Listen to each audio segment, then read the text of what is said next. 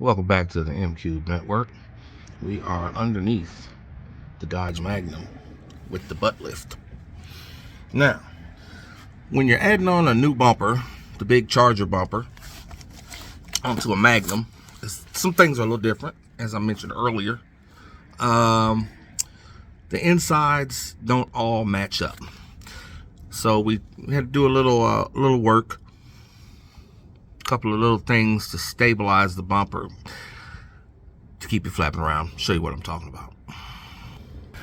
From down here, everything looks great, but the bottom of this bumper, before I did what I did here, it shook a little bit. It wasn't securely hardened on anything at the bottom edge. So let's go down underneath the Jeep there. This bumper here ended right here, and it just pretty much hung, and it was really easy to move and flap about in the wind. So what I did was I went and found some thin metal aluminum. They are hangers for a shelf, like if you want to hang a rod and make a shelf, make a little rod to hang clothes or something, you can get these little brackets at Home Depot. Now I've tore those up. They were in the shape of a triangle, so I found the shortest part of it that just so happened to have, see how it's got those holes in it? I found one end with a hole in it to match this little 8mm screw coming out of the pan here. Now this is not the gas tank, don't be alarmed. Gas tank is right there. This is just the pan where the spare tire would sit if you had a spare tire car. So anyway, this little flap here was for the old bumper, kind of like a little airfoil or whatever.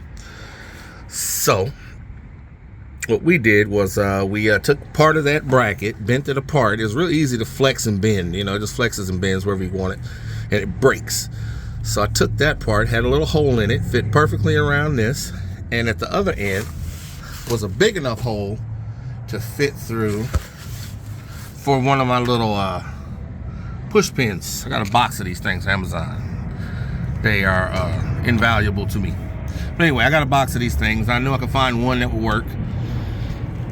Made a little hole with the trusty Dremel here. What we did was first mounted this to here. Found a good place where it was going to go through the bumper and the diffuser. Hit the little hole with the Dremel, because it's plastic, so you really don't need to drag out a big drill. Hit it with the Dremel and the little bit that I just showed you. Make a hole through here, and there was a big enough hole in this unit at the end. Sorry, I can't show it to you right now, but there was a big enough hole in that to go right through. So we just lined them up, drilled the hole, swung this over to where it needs to be, and solidified, created a brace for this bumper. Same thing on this side. However, due to the location of this screw and somewhere reasonable to put this one, I didn't want to cut it off any different. This is the same length as this one. It's just I bent it and made it come back around and grab right here so that I didn't have to shorten it and drill a new hole through the metal. So this was really easy. Just boom, boom, bent it. Same thing. Got a nice space where it goes through the bumper and the diffuser. This is the diffuser. That's the bumper up there. So I got to make sure I go through both of those. It ended up popping right up through there. Pushed it up through. Popped it. And now it's solid. Solid as a rock, Ashford and Simpson style. We're good to go. Now I don't have to worry about this thing flapping. I haven't had a chance to get any rolling shots yet to see how it looks at 80 miles an hour, but I'm almost sure it was flapping. I've done a couple of drives since it's been on here, but that's always been on my head. Now I don't have to worry about this flapping at all. Now I have scraped it coming out of my driveway. As you can see, it's low. It's real low. So I have to come out at an angle because, like I said, the back end of this thing hangs down further than it used to. So you got to be a little careful.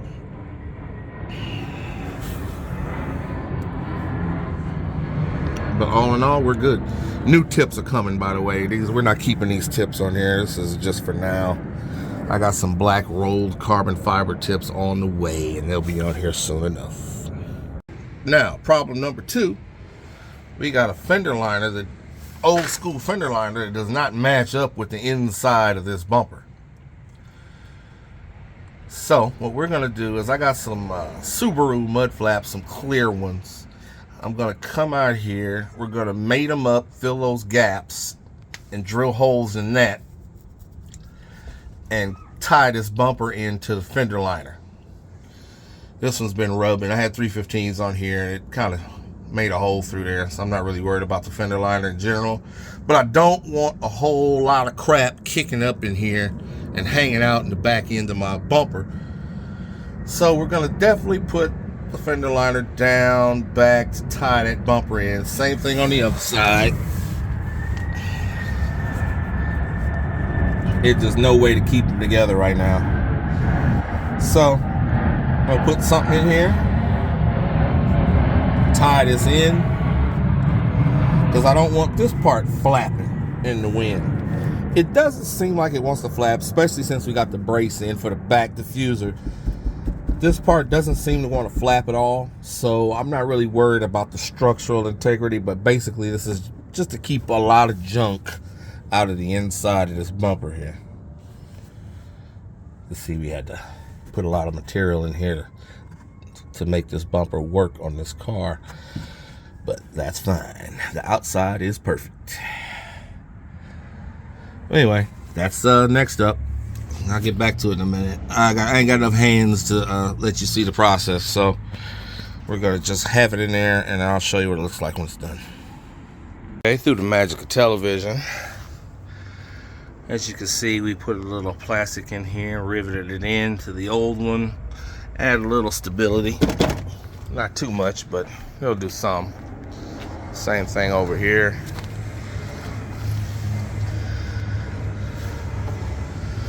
For the meantime, I'll probably replace it later with some black stuff that's more accurately cut, but right now this will do the trick.